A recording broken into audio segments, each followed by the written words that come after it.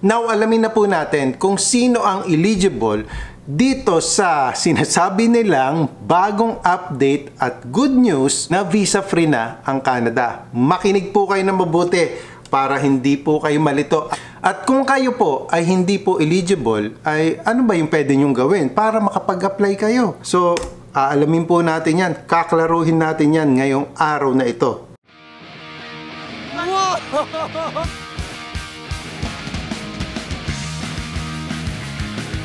Welcome to...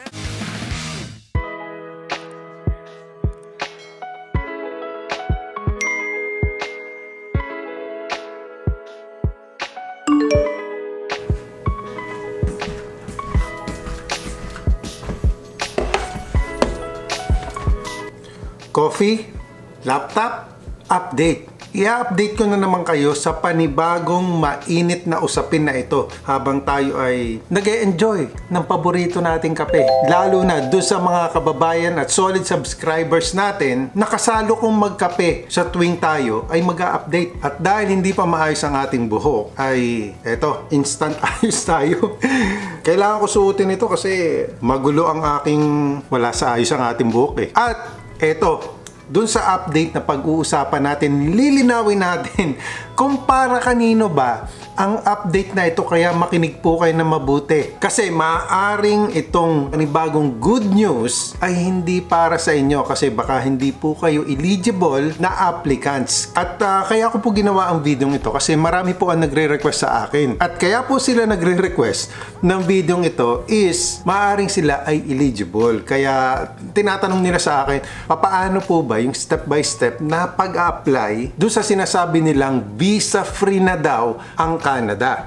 At yan, ang sa awat tulong ng Diyos ay pag-uusapan natin for today. Kaya salamat sa Diyos at meron na naman tayong isang mabuting pagkakataon para magkita-kita naman muli at dalangin ko pong parati sa Diyos na sana kayo ay lagi nasa mabuting kalagayan. At doon po sa mga bago pa lang sa akin channel, napadaan po kayo dito sa video ito. Ako po ay partner agent ng Mercant Capital Limited. This company is specializing in matters of immigration, employment, and other services for more than 30 years na po. So please don't forget to subscribe and hit the notification bell para ma-notify kayo pag may bago akong video kasi sayang po kung mapapalampas nyo yung mga update na katulad nito at yung mga informations and opportunities kung naghahanap po kayo ng mga opportunities dito sa Canada at sa United States of America. And if you are interested, nasa ilalim po ng description ng video ito yung mga links kung saan pwede po kayo mag-apply.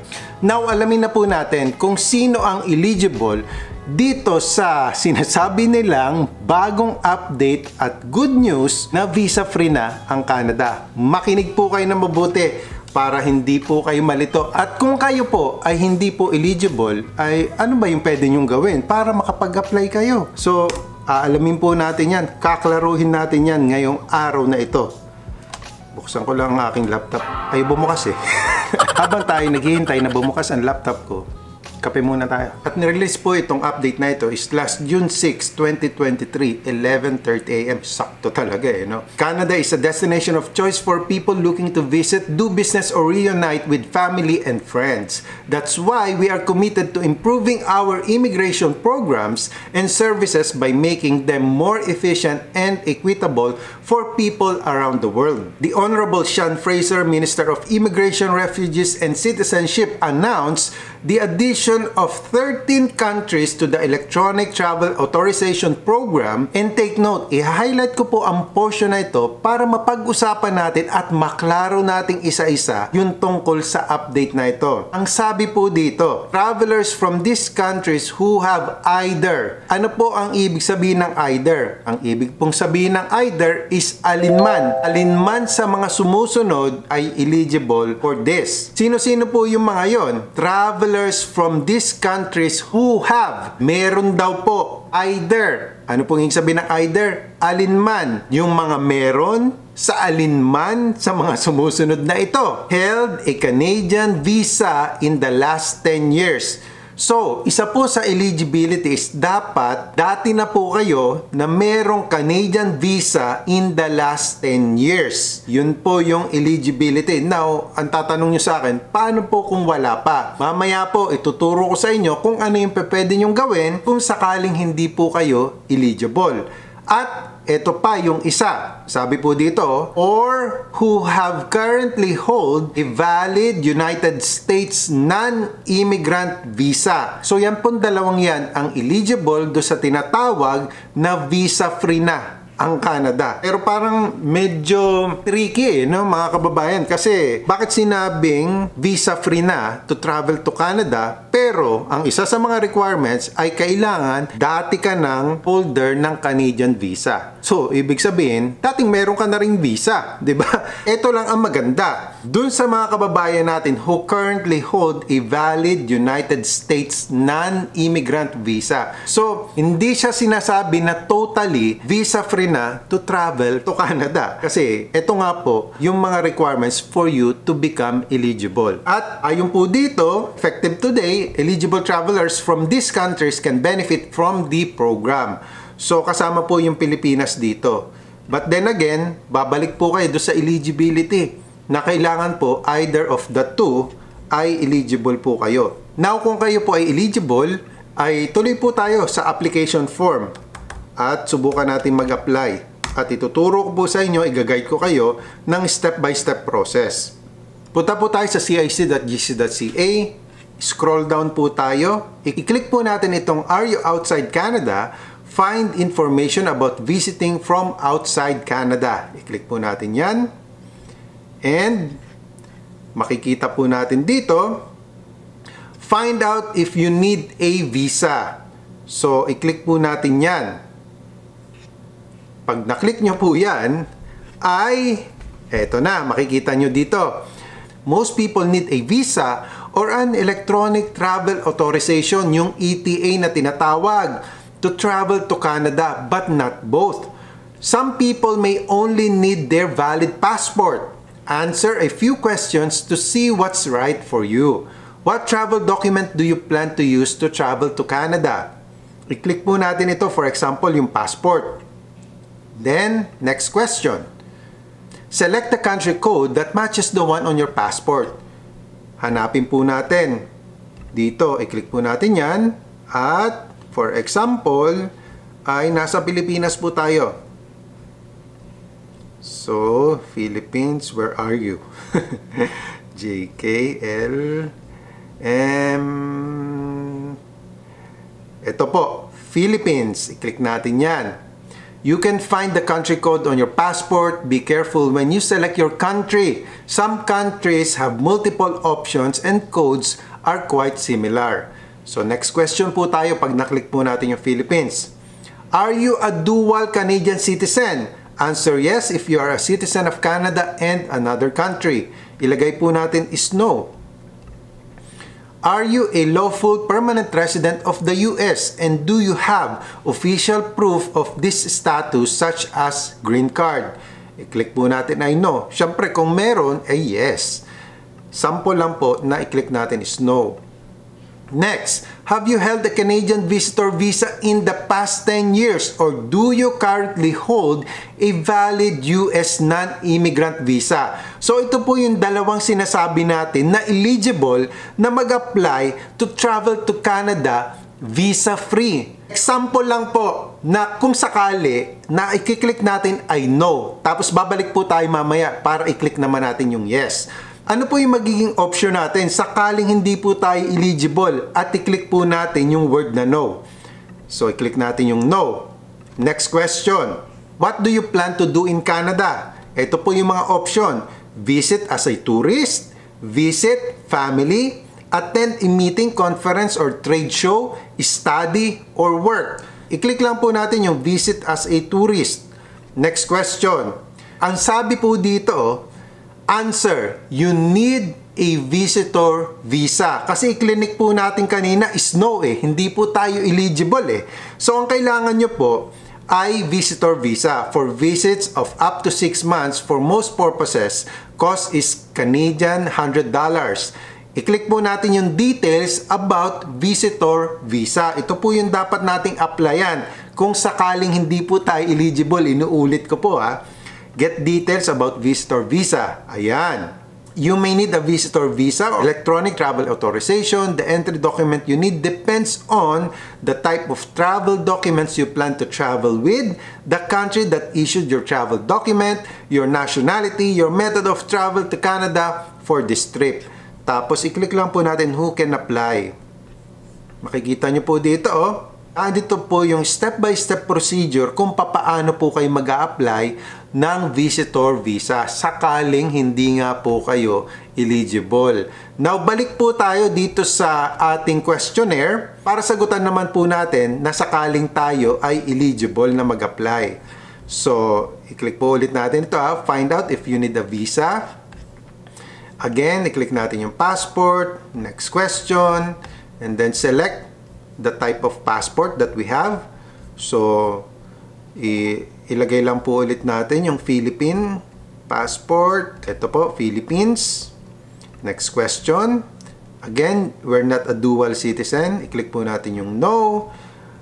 At i-click din po natin yung no dito. Are you a lawful permanent resident of the US and do you have official proof of this status such as green card? I-click po natin yung no.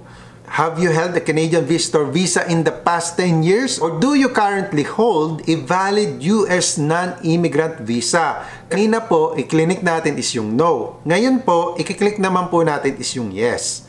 Click natin yung yes. Next question.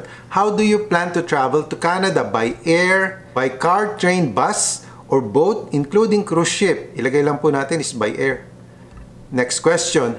What do you plan to do in Canada? Visit as a tourist, visit family, transit through Canada, attend a meeting, conference, study, or work. I-click po natin is visit as a tourist. Next question. Ayan. Answer. You're eligible to apply for an ETA. So, ETA lang po yung inyong a-applyan. Hindi nyo na po kailangan mag-apply ng visitor visa if you are eligible. Magkano po ang cost? Andito po, oh. An ETA costs $7 only. Is electronically linked to your passport, is only valid when flying to or transiting through a Canadian airport. Most applicants get their ETA approval within minutes lang, oh. Ma-approve na agad yung inyong ETA. However, some requests can take several days to process if you're asked to submit supporting documents. If you already have a valid Canadian visitor visa, you don't need to apply for an ETA. You can travel with your visa until it expires. If your travel plans change, you need a visitor visa, not an ETA. If you decide to get to Canada by car, train, bus, or boat instead. Now, paano naman po mag-apply ng electronic travel authorization? Ilalagay ko po yung direct link para i-click nyo na lang po at mapupunta po kayo dun sa mismong page kung saan mag-apply kayo ng electronic travel authorization. Ito po yan ha. This is the Government of Canada's official website to apply for an ETA to fly to or transit through a Canadian airport. It only costs $7. Find out what it is and how to apply online. Nandito po, apply online for an ETA. Click po natin yan. At pag naklik nyo po yan, nandito po yung process. What you need to complete the form and pay for your ETA. You will need a valid passport from a visa accept country, a valid email address, and one of the following acceptable methods of payment to pay the $7 fee, which is non-refundable po ito ha. Ito po yung mga acceptable forms of payment. Visa, MasterCard, American Express, a prepaid Visa, Visa Debit or Debit MasterCard, Union Pay, or JCB card. Overview. Tingnan po natin yung overview of the ETA application process. Nandito po yung step by step po. Get your passport, credit, or debit card ready and read the help document. Number 2, use the online form to apply. The form cannot be saved, so have your information ready. Pay $7, Canadian dollars po ito ha, for your ETA right after you complete the form. Get an email about your ETA application. Most applications are approved within minutes. Or you may need to submit documents before your application can be approved. If this happens to you, an email will be sent with instructions within 72 hours. Kung kailangan nyo po ng help with the form or other ETA questions, i-click nyo lang po ito. Now, i-click na po natin yung apply for an ETA. So, ayan po oh. Yung mga important reminders, basahin nyo po mabuti. Huwag po kayo masyado ma-excite sa pag-apply. Get final instructions to apply for an ETA. Click po natin yan. Ito na yung final instructions. Before you use the ETA form, read these instructions carefully. Do you have a passport issued by France?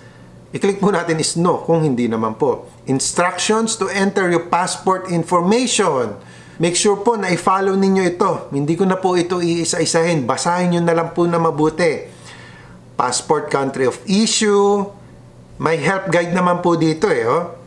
Tapos i-continue po natin to the ETA application form. Medyo matagal lang yung internet ko eh. Hindi agad siya nag-continue. Bagal eh, no? Bakit ang bagal mag-apply? Minsan, kung kailan ka nagmamadali, tsaka naman naglalag, katulad nito. Siguro marami nag-a-apply ngayon, kaya ang tagal mag-load. Kasi maraming nagtatry na maaaring elite. Ayun! Ito, are you applying on behalf of someone? If no, edi no. Yun lang naman yan eh, no. Kasi kung halimbawa po, nag-apply tayo on our own. Loading ulit. Tagal talaga oh. Pagka ganitong oras pala dito sa Canada, matagal. 11 o'clock dito sa Edmonton. Ewan ko, mas busy yata sila ng ganitong oras eh. Oh. Siguro baka kasi yung ibang mga tao is naka-break at chine-check nila ang website na ito. Pag medyo matagal po, gamit po tayo ng ibang browser katulad ng Firefox. Subukan po natin dito sa Firefox. Ito para ano na to, mga kababayan, troubleshooting. Kasi nangyayari talaga to. Yung bumabagal. Ito ha. Punta po tayo sa Firefox. Tingnan natin kung mas mabilis yung browser ng Firefox. Ito, mabilis talaga yung Firefox eh. Oh. Apply for an online ETA. At balik po tayo dito. Apply for an ETA. So, Mapa Firefox or Mapa Internet Explorer, parehas pong mabagal. So, ang tingin ko po dito is marami po siguro nag-a-apply. Kaya po, nagkakaroon ng ganito. Oh. May problem po dun sa system ng pag-a-apply. Ayan, oh. Parehas po siya loading. Naglo-load po parehas. Tapos, maaari pong lumabas na your session has expired. Sa tagal po ng paghihintay, mga kababayan. So, ito. Ipinapakita ko na po sa inyo yung actual na senaryo kung saan maaari po kayo maka-encounter ng problem. Ayan, mga kababayan, ha. Kaya, mabuti nang na-encounter ko na ito. Kasi para malaman nyo na may problema po talaga, oh. Di ko alam kung i-update nila tong system or hindi. At balitaan nyo po ako mga kababayan kung kayo po ay nakaka-encounter din ng ganitong klaseng problem sa pag-apply. Maybe yung timing ko is not proper kasi sabi ko nga sa inyo 11 o'clock ngayon, parang busy din yung network eh. Oh. Ayaw pumasok. Subukan natin ng isa pa, baka sakali na makatuloy tayo. Yung iba daw nagsabi na mabilis lang yung application. Nga lang, yung timing nga ang kailangan important na i-check ninyo. Yan, bumibilis na. Medyo bumibilis na bumabagal.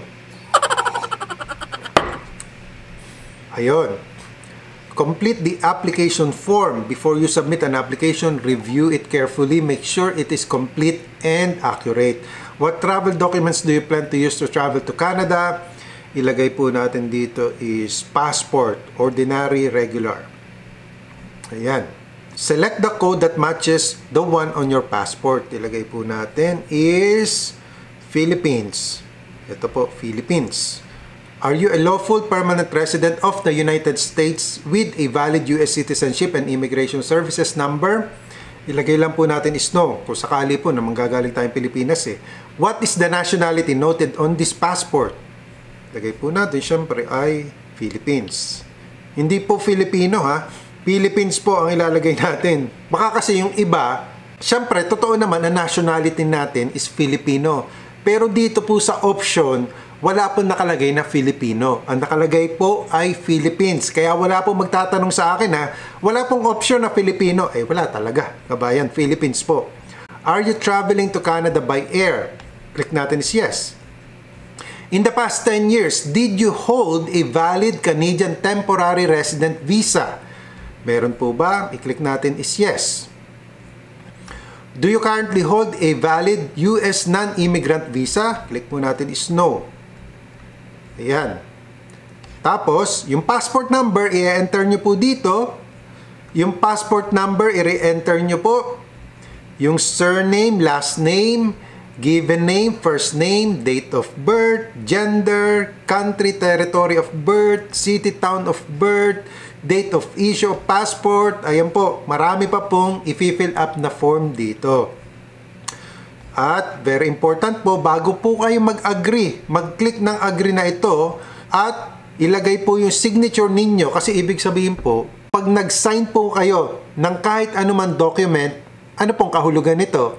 Ibig pong sabihin nito, naiintindihan nyo po yung inyong pinipirmahan. Kaya bago po kayo pumirma, intindihin at unawain. And then, pagka-sign nyo po, proceed to payment. At hanggang dyan lang po muna for today mga kababayan. Sana ay nakatulong ang video ito doon sa mga kababayan natin na eligible to apply for the visa-free travel to Canada. At kung hindi naman po kayo eligible, meron po kayong option to apply for a visitor visa. And that's it for me today. I hope you like this video. If you do, please give it a thumbs up. And as always, more tips, informations, and opportunities to come. I will see you, God willing, on my next video. Samahan nawa kayong parati ng Panginoon sa inyong mga pang-araw-araw na buhay at sa inyong mga pag-a-apply. Magandang araw po sa inyong lahat. Until next update, kita-kits ulit.